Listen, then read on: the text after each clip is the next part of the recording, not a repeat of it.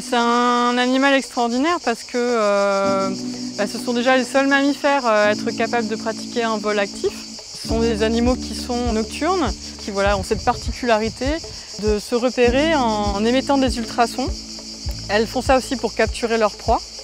Et donc c'est des mammifères atypiques en fait. C'est assez fascinant de se rendre compte qu'on est entouré de ces petits animaux et qu'en fait on ne les connaît pas encore très bien. On a encore des choses à découvrir sur eux.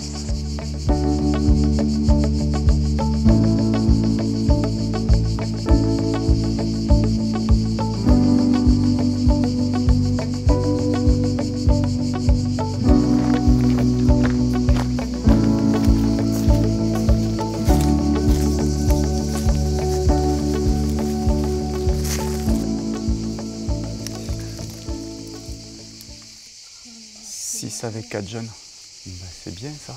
C'est bien, c'est un petit peu moins que l'an dernier quand même, mais ça reste positif. Dans le cadre de l'animation du site Natura 2000, on travaille avec le groupe Chiroptère Languedoc-Roussillon pour faire des suivis de gîtes. Et là, c'est ce qu'on est en train de faire ce matin, la petite tournée des gîtes du secteur pour vérifier la présence d'individus et vérifier s'il y a des jeunes ou pas, puisqu'on est en pleine période de mise bas.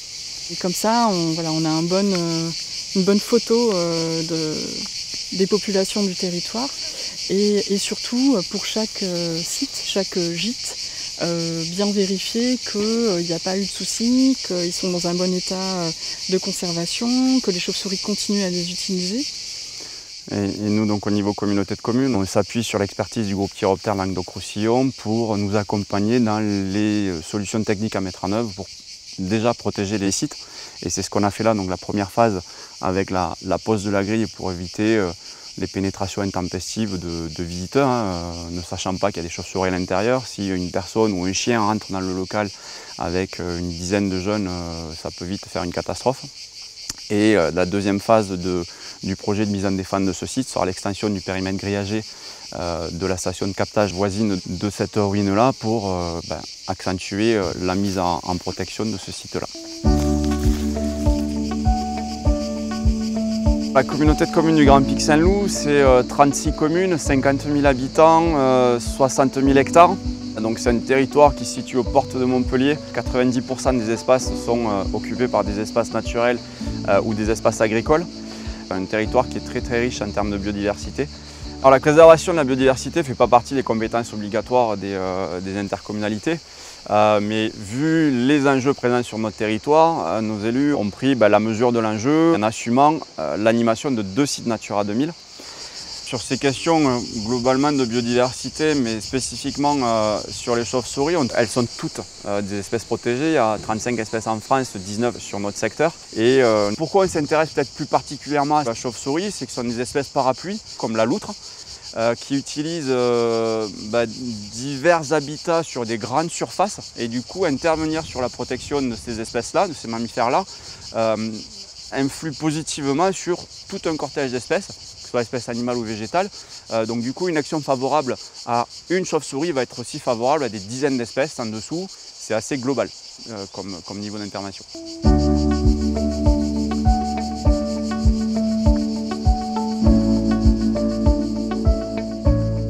Bonjour les enfants.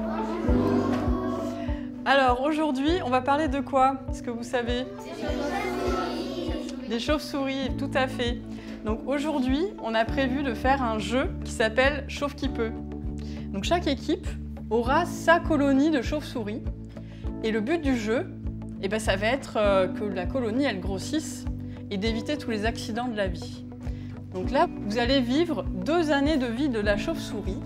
Donc vous savez, il y a les 4 saisons. Et il va se passer plein de choses pendant ces 4 saisons. Alors, à votre avis, qu'est-ce qui se passe avec un chat et des chauves-souris? Et oui, les chats, ça mange les chauves-souris. Et du coup, l'équipe perd 2 jetons papillons. Ensuite, c'est à vous. 1, 2, 3, 4. Ouais. À votre avis, les oreillards, à quelle famille appartiennent les chauves-souris? Est-ce que vous voulez des propositions? Ou est-ce que vous savez? On apprend et en même temps on s'amuse, du coup je trouve que c'est une bonne façon d'apprendre parce que on s'amuse. Les enfants vraiment accrochent très bien au jeu, quoi. Ils jouent vraiment le jeu et ils se battent vraiment pour gagner et faire évoluer leur famille de chauves-souris. Et là on voit que la partie jeu, mais en fait avant il y a toute une partie sortie, une partie d'apprentissage en classe, il y a des questionnaires auxquels il faut répondre. Les animateurs sont parfaitement compétents, ils ont l'habitude de gérer les enfants. C'est une animation qui est proposée par la communauté de communes du Grand Pic Saint-Loup, qui est gratuite pour les classes, parce que les intervenants viennent en classe, il n'y a pas de déplacement à faire. On fait l'activité dans le village ou autour de l'école. Une petite question pour l'équipe des pipistrelles. Où se trouve le tragus d'une chauve-souris? Est-ce que vous vous rappelez le tragus, ce que c'est? C'est des espèces qui sont menacées, même c'est des races de vie qu'il faut protéger parce que c'est comme s'il y avait des gens et qui nous marchaient dessus, comme nous avec les fourmis, quoi. Donc c'est des choses qu'il ne faut pas faire.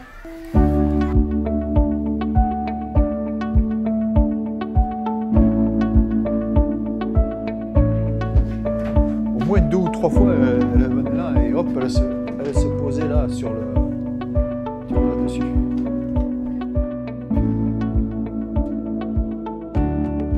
Depuis la dernière fois que tu es venu, tu vois, je l'ai ouvert plus. Et du coup, c'est vrai que je ne suis pas allé voir non plus si elle rentre ou pas. Et là-bas, tu vois, il y a au moins 200 mètres carrés et là, il n'y a personne qui va. Du coup, c'est vrai que ce serait plus tranquille, quoi. Ouais, ce serait super Ouais. colonie ce nouvel espace. Ouais, ce serait pas mal, ouais. On est contents, nous, de voir des chauves-souris. Hein. Parce qu'en fait, pour nous, ce sont nos meilleurs insecticides, quoi. Quand il y a vraiment des émergences massives de certains insectes, comme notamment chez certains ravageurs de culture, elles vont aller vraiment prédater cette ressource alimentaire. Ça a été montré dans le vignoble bordelais en 2018, là. Ils ont commencé à étudier ça. Il y a donc plusieurs espèces de pipistrelles, l'oreillard gris et la sérotine commune qui consomment ces ravageurs. Et donc c'est vraiment des espèces qui sont plutôt dans le bâti. Donc les viticulteurs peuvent vraiment favoriser dans leur bâtiment en faisant des petits aménagements. Ça peut être des aménagements très très simples, mettre une planche ou un faux volet, parce que c'est beaucoup des chauves-souris qui aiment se mettre dans des espaces restreints, des petites fissures. Les nichoirs aussi, ça les favorise. Il faut en mettre beaucoup. Il y a plein d'actions possibles. Il faut voir avec les associations qui protègent les chauves-souris près de chez vous. Elles vous donneront plein de conseils. Tu as raison de souligner. L'opération Refuge, donc c'est une opération de la Société française d'études et de protection des mammifères que nous, groupe Chiroptère Languedoc-Roussillon, relayons en fait au niveau régional. Le principe, c'est de proposer à des propriétaires privés ou des collectivités publiques de devenir un refuge pour les chauves-souris, pour préserver de l'espace pour les chauves-souris, leur rendre accessible un habitat dans les bâtiments. Par exemple, dans le cas ici du domaine, tu as signé la convention avec nous en 2019. Blandine est de bons conseils, en fait, c'est elle qui m'a dit un petit peu ce qu'il faut faire, quoi, pour en avoir plus, quoi. Plus il y a d'espèces, mieux c'est, quoi. C'est ce que j'ai essayé de faire depuis toujours. Et puis voilà, c'est des insectivores, ça mange beaucoup d'insectes. Pour nous, c'est quand même un cadeau, quoi, d'en avoir. Hein. On aimerait en avoir beaucoup plus. Et donc on a conventionné avec la communauté de communes Grand Pic Saint-Loup sur un certain nombre de sites, dont celui-ci. Et on les conseille en fait sur les bonnes actions à mettre en place. Ah, elles sont là.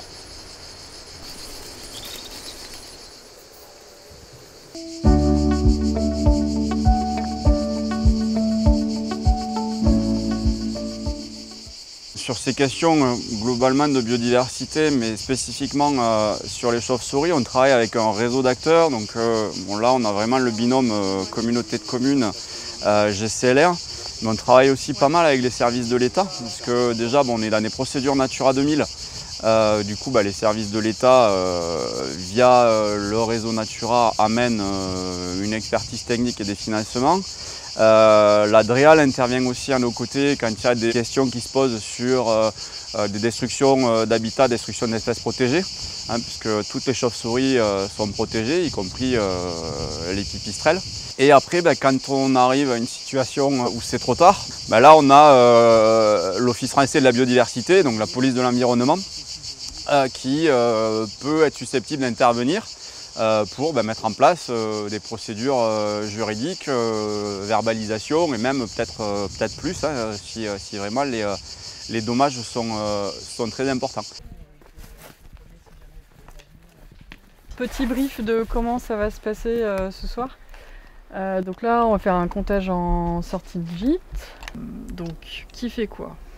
Donc Lola, tu fais le total. Qui se sent de faire grand rhinolophe? Allez, vas-y.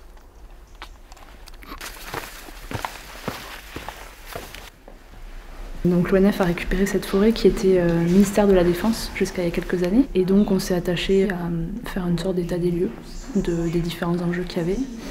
Et sur cette forêt, on a près de 200 cavités, dans des avennes, des grottes. On est sur des terrains karstiques. Et certains avec des enjeux plus importants que d'autres, ce qui est le cas de l'avenne où on se trouve aujourd'hui. Voilà, d'où ce partenariat avec le GCLR et la communauté des communes du Grand Pic Saint-Loup. Donc là concrètement on est sur un comptage sortie de gîte, donc on est placé à la sortie de la cavité et donc on va compter à la fois l'ensemble des individus qui sortent, mais aussi on va compter plus précisément certaines espèces en particulier qui nous intéressent plus spécifiquement. En fonction en fait de la fréquence et de la forme du signal, on arrive à identifier l'espèce. Donc là ce signal là c'est un Minioptère de Schreiber. Je suis passionnée par les chauves-souris, donc je fais des sorties avec le GCLR pour pouvoir me former. C'est des animaux très mystérieux. Puis les études qu'on fait autour, c'est très différent de ce qu'on a l'habitude de faire pour les autres taxons faunistiques. Donc c'est de nuit, dans des cavités, j'adore la spéléologie, donc c'est vraiment une activité qui me plaît beaucoup. Aujourd'hui, on démarre vraiment la démarche sur cette avenne, donc on vient d'identifier que l'enjeu était vraiment très important. Et donc la suite de la démarche, c'est d'essayer de voir comment gérer au mieux à la fois la gestion du site, ses abords, et faire de la sensibilisation sur la fréquentation pendant les périodes sensibles pour les espèces.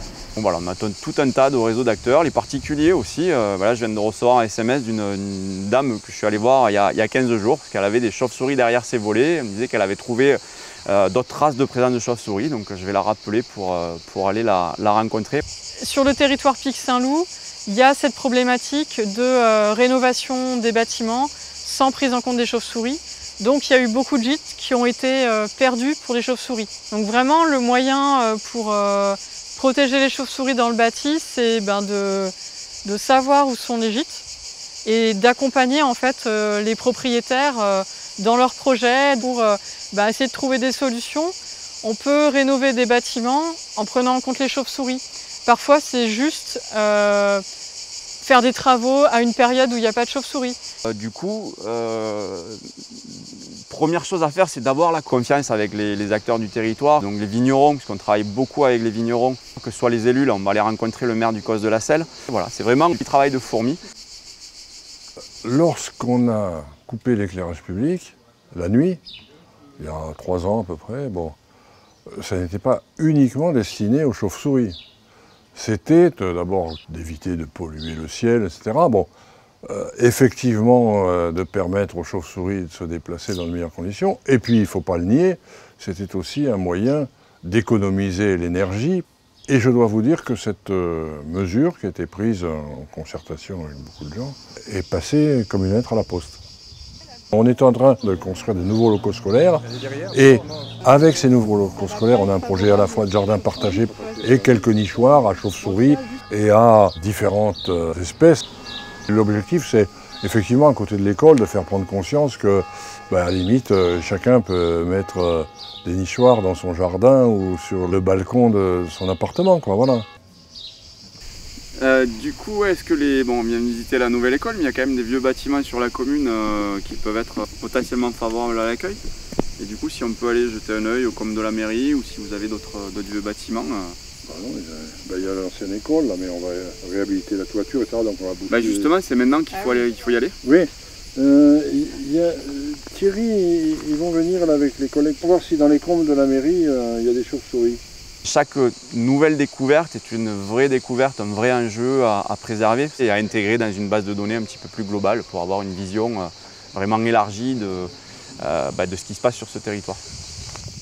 Il n'y a pas de petites actions. Hein. Pour moi, il n'y a pas de petites actions. Je pense que la situation est tellement grave aujourd'hui qu'il faut que chacun et chacune ait cette volonté de faire de petites actions locales.